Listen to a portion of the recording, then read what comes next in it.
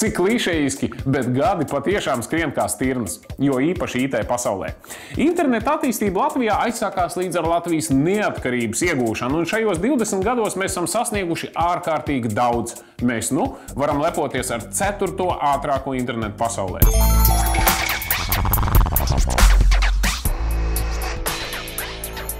Par internetu dzimšanas dienu Latvijā tiek uzskatīts 1992. gada oktobris, kad tika atklāta datosavienojuma līnija Rīga–Tallina.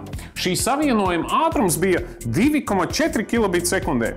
Tiem, kas interneta ātrumos šodien orientējas 1 megabitos, var paziņot, ka tie ir 0,002 megabiti sekundē. Normālas kvalitātes digitālā fotografija caur šādu savienojumu ceļotu vismaz 3 stundas.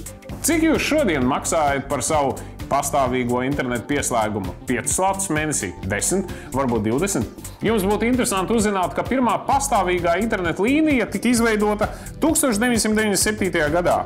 Nikni 128 kilobiti sekundē maksāja niknus 675 slatus mēnesī. Tiem, kas tādu naudu nevarēja atļauties, atlika vien, ka dibināties ar iezvanu pieejas modēmiem ar 19 vai nedaudz vairāk kilobitiem sekundē par apmēram 6 centīmiem minūtē. Un lūk, vēl kāds interesants fakts. Tikai 4 gadus vēlāk, 2001. gadā, visa Lattelekoma ārzemju pieslēguma trubas izmērs bija 100 megabiti sekundē. Šodien teju 500 000 Latvijas mājsaimniecību ir pieejams optiskais pieslēgums un var dabūt šādu pašu ātrumu katrs, kas vien vēlas.